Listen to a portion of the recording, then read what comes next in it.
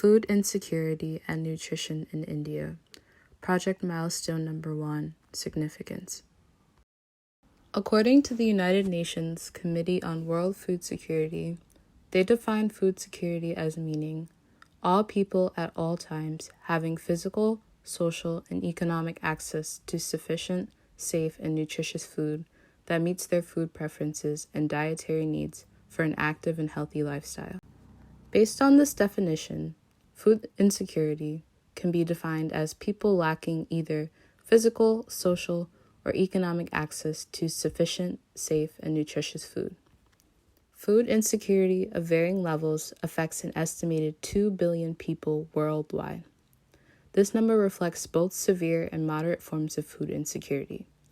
Severe meaning they completely lack access to food most, if not all the time, or moderate meaning they lack access to consistent food or nutritious food. Why it matters. Food insecurity results in poor health and nutrition, economic plight, and decreased quality of life. Though food insecurity is prevalent throughout the world, India specifically continues to struggle despite seeing economic growth over the past few decades. According to the USDA's International Food Security Assessment, India's food insecure population is at 255 million, or about 36.1% of the 707 million food insecure people among the 76 low-income countries studied. India's food insecurity problem stems from unequal distribution of food, high poverty rates, lack of regulation policies, its colonial history, as well as many other issues associated with developing countries. The very detrimental effects of food insecurity hinder growth in all aspects of life. This chart demonstrates the relationship between possible health outcomes and food insecurity, taking into account factors such as age, gender, ethnicity, socioeconomic status, education, and family type. The overall trend is that the lack of access to proper food and nutrition leads to a slew of health problems, including becoming overweight or obese, or developing chronic illnesses, leading to very poor health. The ramifications of food insecurity for individuals and communities are widespread and profound. Food insecurity most directly affects the nutrition and health of individuals. A lack of access to nourishment can, in extreme cases, lead to starvation and malnutrition. Effects of malnutrition include stunted growth and possible underdevelopment in children and adults.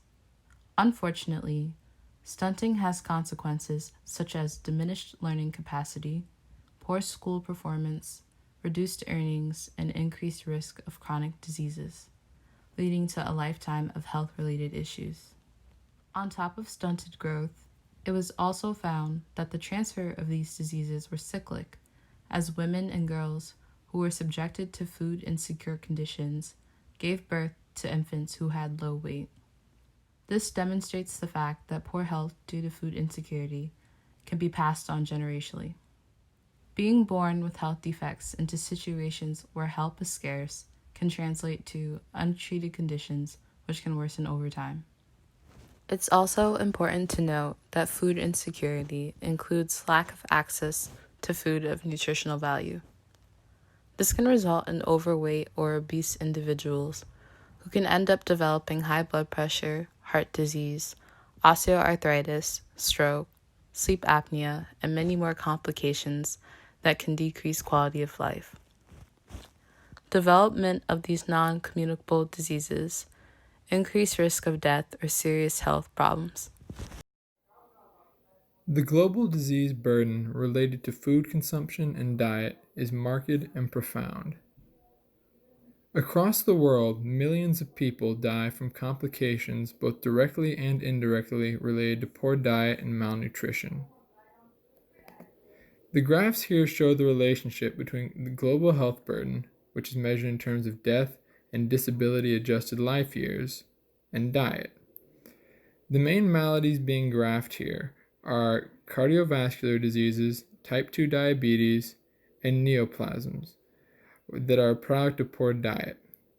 A section for various other ails is included as well. As seen in the two graphs on the right, diets that are high in sodium, low in grains, low in fruit, and low in seeds and nuts are the diets most heavily associated with higher rates of death and larger numbers of disability-adjusted life years.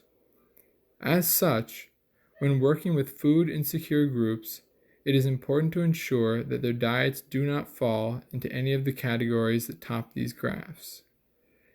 Diets that are high in sodium and low in fruit are very common among food-insecure groups, so providing alternative dietary options is essential. This next figure shows the effects of nutritional deficiencies on daily adjusted life years in India. Do note that this is only looking at deaths that result directly from nutritional deficiencies. It doesn't factor in all the concomitant problems and illnesses related to food insecurity and malnutrition. Thus, the real health burden in India is much higher than that shown on the graphs. As seen in this figure, not all areas of India suffer equally from food insecurity. The most food insecure sections of India are in the heart of the country. There, the number of daily adjusted life years can get as high as 1.8 thousand per 100,000. Knowing where in India food insecurity is most endemic allows for a targeted approach specific to the region in need. Due to India being a diverse, multicultural coalition of people, the dietary expectations in southern India are strikingly different from those in northern India, for example. For instance, some religious groups might be strictly vegetarian, whereas other groups might not be. Consequently, it's important to not treat the country as a block unit, but rather to address the needs of the various different ethnic communities that are food insecure throughout India. This will allow for an effective, efficient response to the food insecurity. Another significant ramification of food insecurity is the economic toll it takes on families. Those in poverty are often unable to afford or get access to food. Chronic malnourishment can cause reduced cognitive and physical performance. Associated symptoms such as fatigue, dizziness, and weak muscles can seriously impair quality of work and could potentially lead to injury on the job or falling behind in class. In India, employers of low-wage laborers have control over when payments are dispersed. Another important point which might promote food insecurity is the dependence of this laborer class on daily employment wages, which tends to be variable on different days of the month, and thus the food procurement and access is also fluctuating. The uncertainty of not knowing when the next paycheck will arrive is not only stressful, but also heavily affects one's ability to obtain food. On top of that, if a family is struggling financially, they may need to make tough life decisions, such as whether to sacrifice food in order to secure other essentials such as water or shelter. To understand the reasons behind the prevalence of food insecurity in India, one must first examine India's history. For most of recorded history, agriculture has been the backbone of the Indian economy.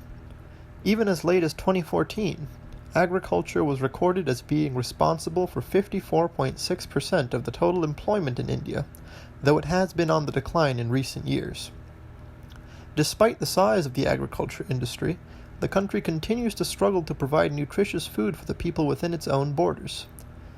This is ironic due to the fact that India has actually become a net exporter of food in the recent years, producing more than 250 million tons of grain annually. As can be seen in this pie chart, although it is a bit out of date, agriculture still dominates a huge portion of Indian employment, far surpassing any other field. We will now examine the history of India's food availability and the problems therein. The origins of this problem can be traced back as far as the colonial era, when British policies were focused on exploiting farmers to maximize short-term profits instead of investing in potential long-term improvements to agrarian productivity. We will first examine a very brief history of modern India. In 1600, the East India Trading Company received a license to trade in the East Indies. In 1612, it arrived in India and began expanding its influence, slowly taking over the country until it actually ended up ruling it. This continued on until 1858, when the British Crown took over for the East India Trading Company. The British Crown continued to rule India until Indian independence in 1947, after which it has been an independent, self-sovereign nation until the present day. We will start by discussing the issues that arose under the East India Trading Company's management of India. Of particular note was the Permanent Settlement of 1793, which was an agreement between the East India Trading Company and the Zamindars, wealthy landowners, that set fixed revenues required for each region. Following this strategy, the British forced much of India's population into agricultural work, including many artisans. This led to a significant decrease in the number of traditional Indian handcrafts in the region and a much greater number of agricultural workers. The aftermaths of initial colonial rule led to many issues. The rapid growth of the agrarian economy put great pressure on the land, which ultimately reduced productivity and led to an increase in impoverished and starving workers, as well as several famines and eventually riots and revolts. Most notable, perhaps, were the Deccan riots that occurred between 1875 and 1879. The peasants of several Indian districts had revolted against the British due to the increasing agrarian distress, resulting from the poor agricultural practices, the heavy prices, the heavy taxation by the government and local chieftains, and just a general sense of political powerlessness of the farming class. In the present day, post-colonial India has largely overcome the problem of mass deaths due to starvation, thanks in large part to the fact that since the mid-20th century, the country's food production has been sufficient to maintain some form of a public grain distribution system. First implemented in the 1940s, the Public Distribution System, or PDS, sought to manage food scarcity by distributing cereals at highly subsidized prices. The PDS lasted until 1997 without many major changes. Up until this point, it had been widely criticized for its lack of specific targeted beneficiaries, with many feeling that a substantial portion of the program's benefits went to the non-poor rather than those in need. As a result, in 1997, the Targeted Public Distribution System, or TPDS, was created, which required each Indian state to formulate and implement arrangements for the identification and delivery of food grain specifically to the poor and those who needed it most. Despite its improvements over the old system, it was still criticized for its inefficiencies and mistargeting. In particular, there was a major issue with the so-called leakage of grains from the supply chain, due to massive amounts of reported thievery. In order to address these issues, India's parliament passed the National Food Security Act, or NFSA, in 2013. The NFSA specifically addressed many of the mistargeting and mismanagement issues in the TPDS, and also has special provisions in place for pregnant women, lactating mothers, and certain types of children. Today, the NFSA has made approximately 800 million Indians legally eligible for subsidized food grains. It has greatly reduced the number of individuals in the country who are dying as a result of starvation. However, while it has been helpful in minimizing the number of specifically starving individuals, it has had little impact on the amount of people who are food insecure. This is largely due to the fact that the NFSA is primarily a means of grain distribution, and grains, while filling, are not a particularly good source of essential vitamins and minerals. Especially in children, the shortage of these essential vitamins and minerals can lead to malnutrition, stunted growth, and even increase the likelihood of developing harmful health conditions. While India's government has continued to implement the previously existing systems, it has done little in the modern age to greatly improve on these systems or implement new solutions. Despite continuing to have the world's largest food insecure population, government spending on food programs has shown little to no change. The government has long been criticized for focusing too heavily on economic growth rather than helping those in need. As can be seen in the graphic, India continues to have very little government spending on health and healthcare access, and not that excessive spending is necessarily a good thing, as can be seen in the US. Additionally, though other countries have shown a decreasing global hunger index score over time, India's has remained relatively constant for the past few decades.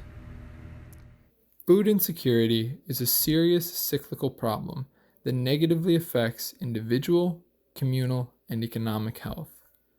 It is especially common in areas rife with poverty, such as parts of Africa and India. The Indian government has created various programs to combat food insecurity, such as the Targeted Public Distribution System and the National Food Security Act. Despite the progress made with these programs, they have been consistently criticized for being inefficient and not targeting the correct demographics. They also have the problem of being primarily a grain distribution program. Unfortunately, grain alone does not make for a well-balanced diet. Various vitamins and minerals are lacking with grain only. Despite the best efforts of the Indian government and various charitable organizations, the problem of food insecurity persists throughout India. Innovative solutions are required to overcome this pressing issue.